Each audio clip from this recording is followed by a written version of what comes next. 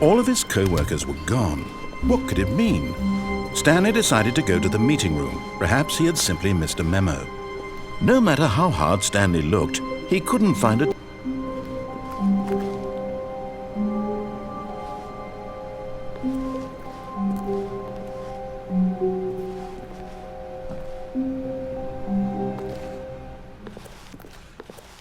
At first, Stanley assumed he'd broken the map, until he heard this narration and realized it was part of the game's design all along. He then praised the game for its insightful and witty commentary into the nature of video game structure and its examination of structural narrative tropes.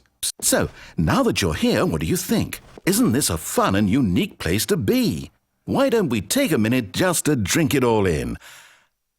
Okay, I'm over it now. What do you think? Are you sick of this gag yet? Well, I don't know how to say this politely, but you could literally just hit escape and restart the game any old time you want, like right now. You could have done it just then. Now would also be an appropriate time to quit. Any of these points and so many, many more, all of them are appropriate. I'm enjoying what seems to be an internal conflict going on where you are literally unable to act on your own desires to restart the game. So, just to push the envelope, I'm going to try and make this as miserable as possible and see how long you can maintain.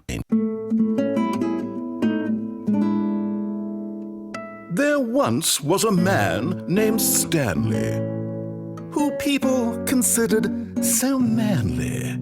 But the truth must be told, he was not very old and was quite particularly gangly. What Stanley liked most was buttons.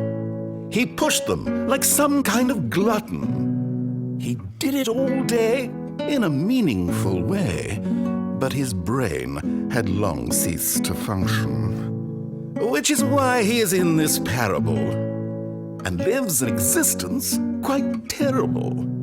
And if you are not strong and keep playing along, you too will become quite unbearable. Yes.